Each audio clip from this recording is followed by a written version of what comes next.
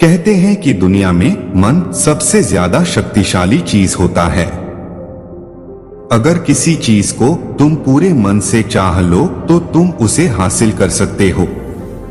लेकिन ये मैं नहीं कहता, यह सभी महापुरुषों का कहना है। लेकिन अगर यह सत्य है तो हम जो अपने मन से चाहते हैं वह हमें हासिल क्यों नहीं होता है? कोई भी इंसान अपने मन में तो दुख नहीं चाहेगा, लेकिन वो रहता तो दुखी ही है।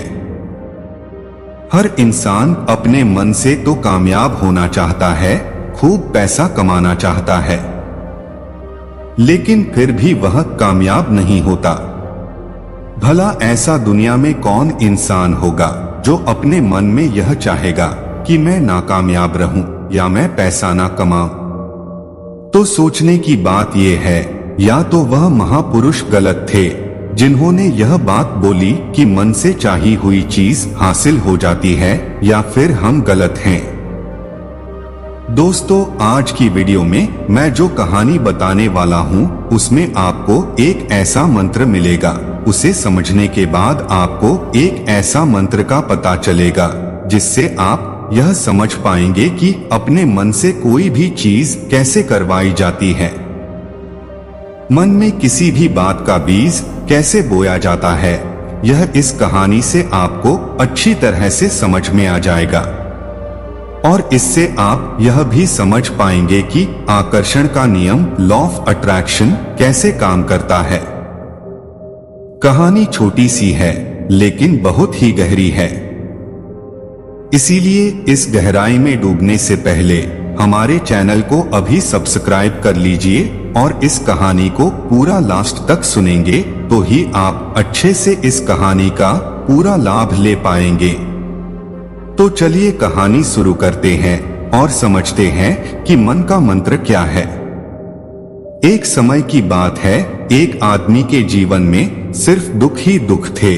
वह जो भी काम करता उस बेचारे का वह काम पूरा ही नहीं होता। घर में आता तो घर में कलेश बना रहता, किसी से कोई मदद मांगता तो कोई उसकी मदद नहीं करता। ऐसा लगता था कि चारों तरफ से उसके ऊपर दुख का पहाड़ टूट पड़ा है। उसे समझ नहीं आ रहा था कि मैं इन दुखों से कैसे पार पाऊं। वह दिन रात यही सोचता रहता था कि अपने दुखों से छुटकारा कैसे पाना है। इसी कारण से वह रात में सो भी नहीं पाता था। उसकी आंखों के नीचे बड़े बड़े काले घेरे बन गए थे, जो इस बात का प्रतीक थे कि वह आदमी कितना दुखी है और कितना चिंतित है। कभी कभी तो उसके मन में आत्महत्या करने के भी ख्याल आते थे, लेकिन अपने परिवार की चिंता करके वह यह कदम नहीं उठा पाता था। वह इतना दुखी हो गया कि उसने निर्णय किया कि वह इन दुखों से छुटकारा पाकर ही रहेगा। इसके लिए चाहे उसे कितनी ही मेहनत करनी पड़े, कुछ भी करना पड़े, चाहे अंगारों पर चलना पड़े, लेकिन इन दुखों से छुटकारा हासिल करके रहेगा। ऐसे ही एक दिन उसने अपने मित्र से पूछा कि मैं अपने जीवन को कैसे सुधारूं। उसके मित्र ने उसे बताया कि तुम किसी बाबा के पास जाओ। बाबाओं के पास ऐसा मंत्र होता है जिससे सारे दुख मिट जाते हैं, जीवन खुशियों से भर जाता है और धन संपदा भी हासिल होती है। तुम किसी ऐसे बाबा को ढूंढ लो, बस तुम्हारा काम बन जाएगा। उस आदमी के मन में यह बात पूरी तरह से पक्की बैठ गई कि कोई बाबा ही मेरा दुख दूर कर सकता है, और इसीलिए उसे किसी भी बाबा के बारे में पता चलता तो वह उस बाबा के पास पहुंच जाता था। उस बाबा को अपनी समस्या बताता और उससे उसका समाधान पूछता था और कहता कि बाबा, मैं कुछ भी करने के लिए तैयार हूं, लेकिन मेरी इन समस्याओं से मुझे छुटकारा दिला दीजिए। आप जो कहेंगे मैं वह करूंगा, लेकिन मेरे जीवन को सुधार दीजिए। बाबा उसे कुछ टोने टोटके बताते थे करने के लिए, और बदले में दान दक्षिणा ले लेते थे कि यह टोना टोटका करने के बाद तुम्हारे घर में सुख शांति बनी रहेगी, बस इस टोटके को पूरी विधि के साथ करना।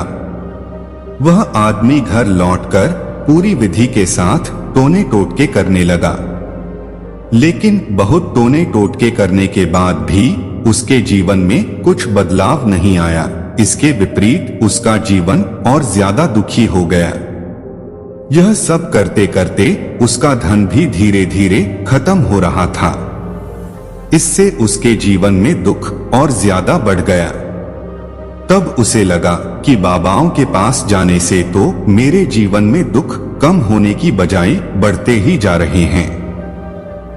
फिर एक दिन एक आदमी ने उसे बताया कि तुम अपने घर में किसी पंडित को बुलाकर हवन करवा लो। हवन होगा तो घर शुद्ध हो जाएगा। कोई भी बुरी ऊर्जा होगी घर में तो वह घर से बाहर चली जाएगी। इसीलिए किसी पंडित को बुलाकर पूरे विधि विधान उसे मंत्र उच्चारण कराओ, हवन कराओ, जिससे घर में सुख शांति आए। उस आदमी के मन में यह बात बैठ गई और उसने एक पंडित को अपने घर पर बुलाकर हवन करवा दिया। हवन अच्छी तरह से संपन्न हुआ। बदले में पंडित ने भी अच्छी दान दक्षिणा ली और उसके बाद वह वहां से विदा हो गया। लेकिन कुछ दिनों के बाद उस आदमी को महसूस हुआ कि उसके जीवन में अभी भी कोई बदलाव नहीं आया है। अब वह आदमी पूरी तरह से दुखी हो गया और ज्यादा परेशान हो गया। अब तो उसे लगने लगा था कि मेरे जीवन में से दुख कभी खत्म ही नहीं होंगे, और यही सोच सोचकर उस आदमी का बुरा हाल हो गया था। फिर एक दिन उसे अपने मित्र से एक ऐसे बाबा के बारे में पता चला जो समाधान बताने के लिए कोई दान दक्षिणा नहीं लेता था। उस आदमी को लगा कि यह बाबा दूसरे बाबाओं की तरह नहीं हो सकता, क्योंकि यह तो दान दक्षिणा लेता ही नहीं, और अगर दान दक्षिणा नहीं लेता तो यह सच में कोई सिद्ध बाबा होगा। और यही सोचकर वह उस बाबा के पास पहुंच जाता है। जब वह आदमी वहां पर पहुंचता है तो वह बाबा ध्यान में बैठे हुए थे। यह देखकर वह आदमी वहीं पर चुपचाप बैठकर ध्यान से बाहर आने का उनका इंतजार करने लगा। थोड़ी देर बाद बाबा ने आंखें खोली तो सामने एक दुखी और परेशान युवक को बैठे देखा। उसकी आंखों के नीचे काले घेरे देखकर ही समझ गया कि यह आदमी अपने जीवन से कितना परेशान है। उसे संबोधित करते हुए बाबा ने पूछा कि बच्चा, क्या चाहते हो? बाबा के पास क्या लेने आए हो?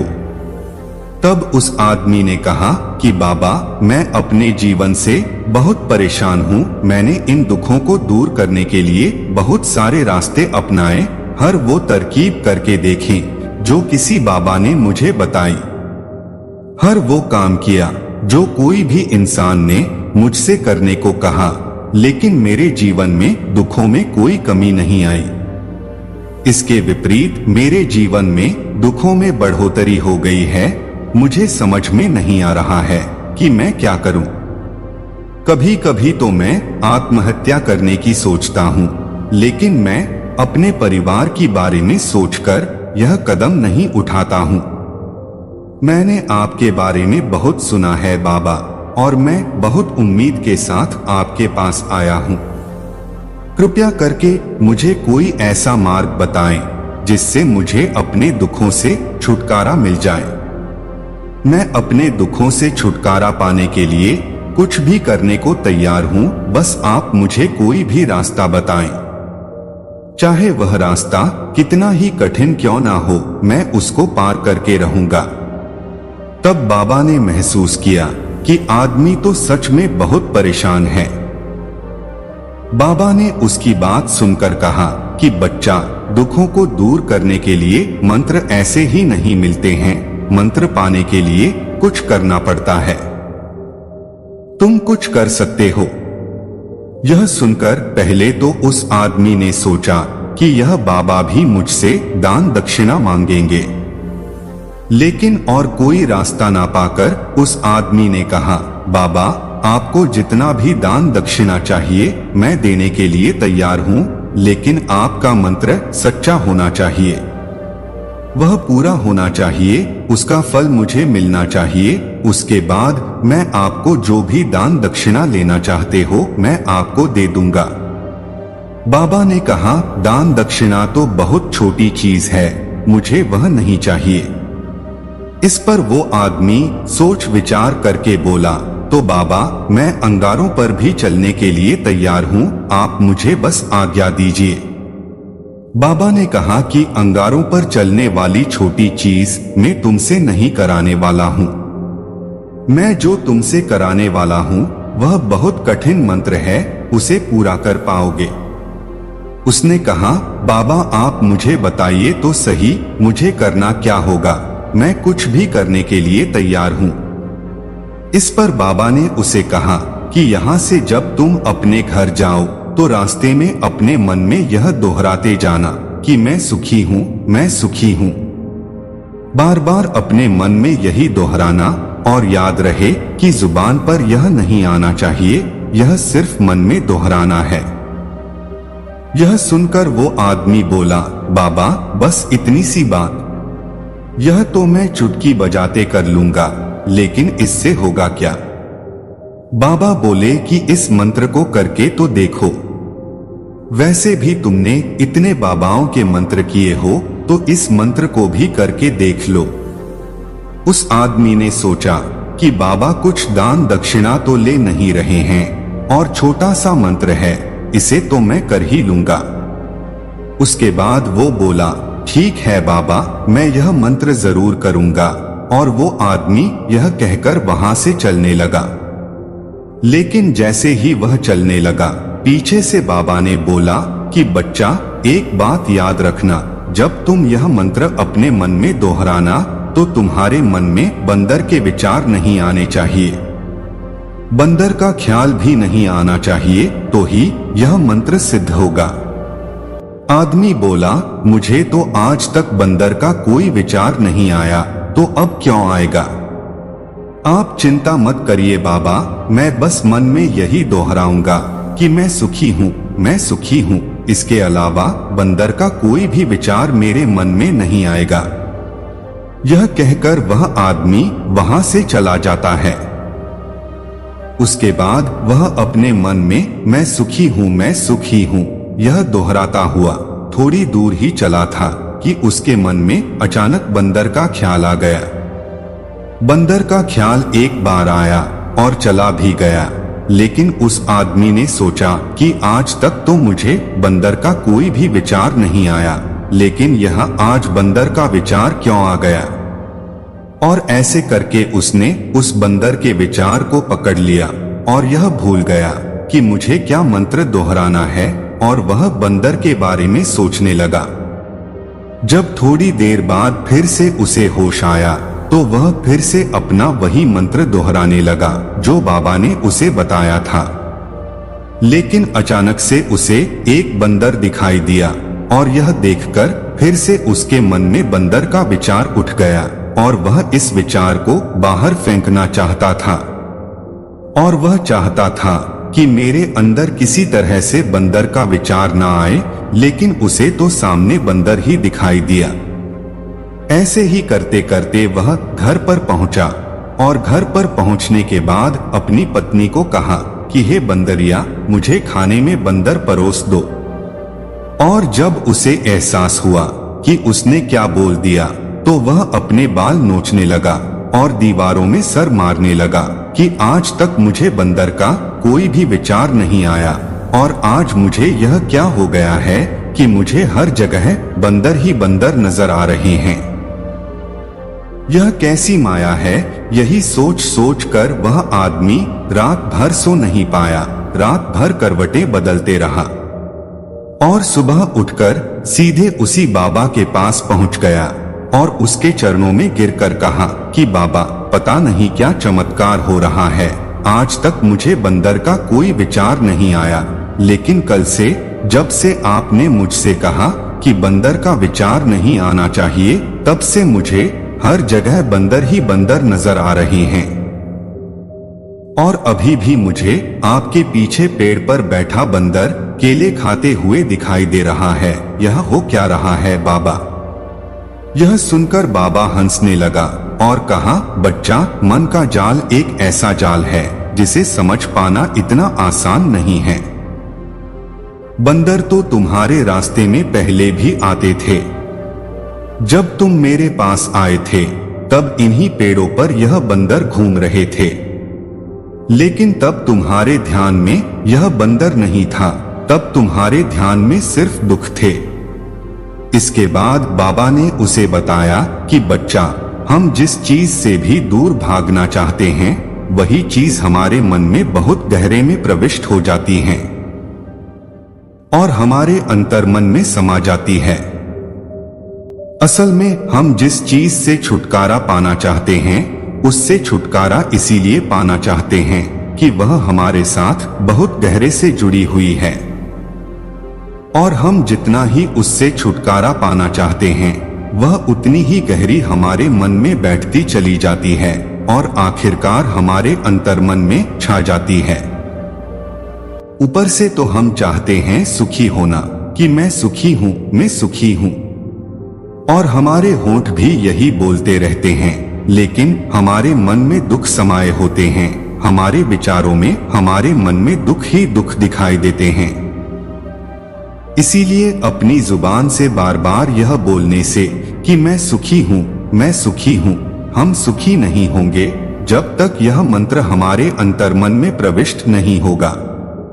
इस पर उस आदमी ने पूछा कि बाबा, लेकिन यह मंत्र हमारे अंतर्मन में प्रविष्ट कैसे होगा? यह सुनकर बाबा ने कहा कि बच्चा, अपने दुखों से लड़ना बंद कर दो। जब तक तुम अपने दुखों को दूर करने की सोचते रहोगे तब तक वो दुख तुमसे चिपके रहेंगे, तब तक वो दुख तुम्हारे अंतर्मन पर अपना राज बनाए बैठे रहेंगे। और जिस दिन तुम उन दुखों के बारे में सोचना ही छोड़ दोगे, उन दुखों से छुटकारा ही नहीं पाना चाहोगे, उसी दिन से तुम्हारे जिंदगी से दुख गायब हो जाएंगे। क्योंकि किसी भी चीज से छुटकारा पाने के लिए हमें उस चीज के बारे में सोचना पड़ता है, और हम जितना ही उस चीज के बारे में सोचते हैं वह उतनी ही गहरी हमारे मन में प्रविष्ट होती चली जाती हैं। हम अधिकतर समय दुखों के बारे में ही सोचते हैं। हम यही सोचते हैं कि हमारे जीवन में दुख है और हमें इससे छुटकारा पाना है। इसी वजह से बार बार सोचने से वो दुख हमारे अंतर्मन में प्रविष्ट हो जाते हैं और हमें एहसास भी नहीं होता। इसीलिए अगर तुम दुखों से छुटकारा पाना चाहते हो तो दुखों से छुटकारा पाने के बारे में सोचना छोड़ दो, तब तुम्हें दुखों से छुटकारा मिल जाएगा।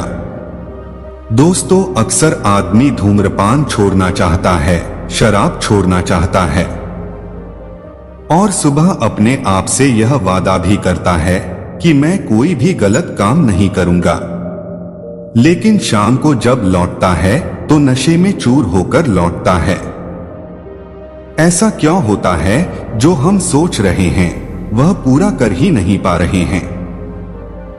असल में हम उस चीज को बहुत ज्यादा तवज्जो दे रहे हैं, उस चीज को बहुत ज्यादा अहमियत दे रहे हैं। जब भी हम उस चीज को छोड़ने के बारे में सोचते हैं तो हम उसकी इम्पोर्टेंस यानी कि विशेषता और ज्यादा बढ़ा देते हैं। हमारा मन उस चीज के बारे में जितना ज्यादा सोचेगा, शराब या धूम्रपान छोड़ने के बारे में जितना ज्यादा सोचेगा, हमारा मन उतना ही उस चीज के पीछे ज्यादा भागेगा। हमें उस चीज से लड़ना नहीं है, बल्कि बिना सोचे गुजर जाना है। और अगर हम इस मंत्र को समझ लेते हैं तो हम अपने जीवन में जो भी पाना चाहते हैं उसे अपने अंतर्मन में डाल सकते हैं, और एक बार वो लक्ष्य हमारे अंतर्मन में बैठ जाता है तो फिर सफलता पाने में कोई समस्या नहीं आती, कोई दिक्कत नहीं आती। तो दोस्तों, कैसी लगी आपको यह कहानी?